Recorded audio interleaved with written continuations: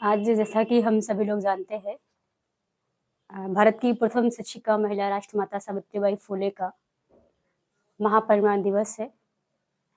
उनको नमन करते हुए कुछ बातें आपके बीच में बताना चाहती हूँ। हम सभी लोग परिनिर्वाण दिवस और जन्म जयंती तक ही सीमित रहते हैं। खासकर जो समाज के लोग हैं वो केवल जन्म जयंती और महापरिनिर्वाण दिवस तक सीमित रहते हैं। लेकिन इसका स्वरूप अगर बदलना है तो हम क्यों मनाते हैं? उसको मनाने के पीछे का ये मकसद होता है कि हम ये देखें कि उन लोगों ने जो काम किया वो अभी तक समाज में जो हमारे लिए संदेश दिया था वो पूरा हुआ कि नहीं हुआ। खासकर अगर माता सावित्रीबाई फुले का नाम आता है तो उनके साथ सगुड़ाबाई और माता फातिमा शेख का भी नाम आता है, क्योंकि इन तीनों ने मिलकर के शिक्षा के लिए क्रांति की। और राष्ट्रमाता सावित्रीबाई फुले के साथ जिन लोगों ने शिक्षा में मिलकर के काम किया, हम उनको अलग करके नहीं देख सकते हैं। मेरा ये बताने का मतलब ये है, कहने का सिद्धांत ये है कि हमारे भारत में जो महिलाएं इस देश में क्रांतिकारी रही हैं, मैं ये कहना चाहूंगी कि राष्ट्रमाता सावित्रीबाई फुले क्रांतिकारी विद्रोही महिला रही। उन्होंने उस समय वो कारवां खड़ा किया जब हमारे लिए सामाजिक, आर्थिक, राजनैतिक तरीके से बोलना, लिखना, पढ़ना, अर्थ रखना, ये सारी चीजें बहुत सारी पाबंदियां थी। उस पाबंदियों में उन्होंने क्या किया, वो संघर्ष किया और हम महिलाओं को मान सम्मान, स्वाभिमान, शिक्षा, संपत्ति, संरक्षण, वोट का अधिकार, ये सारे अधिकार जो संविधान में आए वो राष्ट्रमाता सावित्रीबाई फुले ने किया। और जो राष्ट्रमाता सावित्रीबाई फुले ने किया तो उन्होंने भी प्रेरणा ली राष्ट्रपिता ज्योतिराव फुले से, जिनको आधुनिक भारत के प्रणेता के नाम से हम उद्बोधित कर सकते हैं।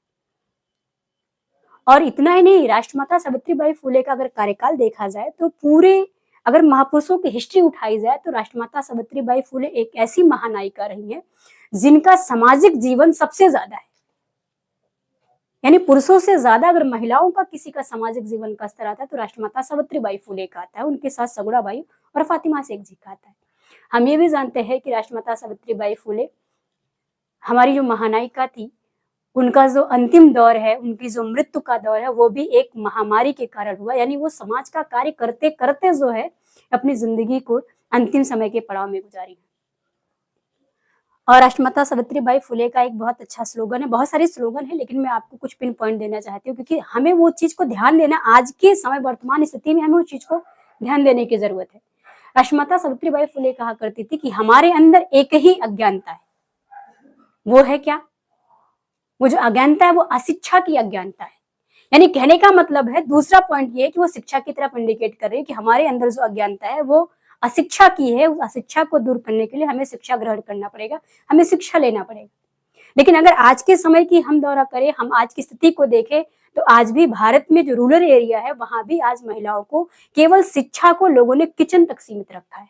अगर एजुकेशन को हमने किचन तक सीमित रखा तो राष्ट्रमाता सावित्रीबाई फुले का दिया हुआ जो संघर्ष है, उनका जो संघर्ष है वो बहुत बड़ा हमारे साथ, एक हमारे ऊपर कहा जाए कि हमारे ऊपर एक बहुत बड़ा ही उन्होंने कल्याणकारी काम किया है। अगर हम उस कल्याणकारी काम को आगे नहीं बढ़ा सकते हैं तो हम उनका अपमान कर रहे हैं, खासकर हम महिलाएं अपमान कर रहे हैं। तो हम महिलाओं का ये दायित्व है कि जो भी परिनिर्वाण दिवस आता है, जो भी जन्मदिन आता है, इन दोनों दिवस में हमें ये जो है अपनी खुद की समीक्षा करनी चाहिए कि जो महापुरुषों ने त्याग समर्पण करके, संघर्ष करके हमें जिंदगानी दी है, आज हम बहुत अच्छा खा रहे हैं, बहुत अच्छा पी रहे, बहुत अच्छे से चल रहे हैं, बोल रहे हैं, समझ रहे हैं, बैंक बैलेंस हमारे पास है, तो वो सारी चीजें कहाँ से आई? वो आई शिक्षा से।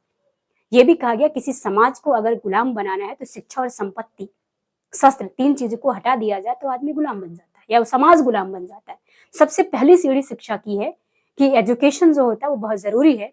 तो मैं पूरे देश की लड़कियों से ये कहना चाहूंगी कि अपने एजुकेशन को किचन तक सीमित मत रखिए, बल्कि एजुकेशन को आप एक ऐसा हथियार, जिससे आपके साथ अन्याय अत्याचार हो रहा है, उस अन्याय अत्याचार से लड़ने के लिए उस एजुकेशन को आप एक विल पावर की तरह यूज कीजिए, जिसके आधार पर आप इस समाज में चेंज ला सकती हैं, घर परिवार में चेंज ला सकती हैं।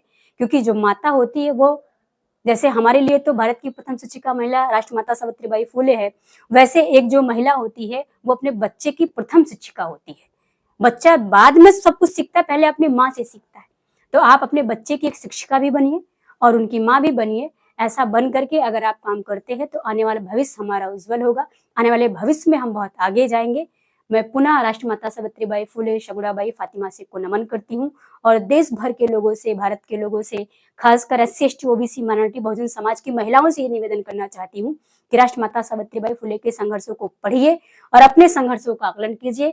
दोनों के आकलन के बाद आपको जो उन्होंने ज्ञान की ज्योति जलाई हुई है, उस ज्ञान की ज्योति में अपने आप को कितना आपने फिट किया है, उस बात का भी हमें समीक्षा करनी चाहिए।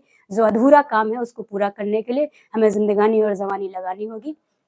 तो साथियों, हम लोग ऐसा करेंगे। इसी के साथ मैं आज फिर से उन माँओं का नमन करना चाहती हूँ जिन्होंने हमारी जिंदगानी के लिए संघर्ष किया।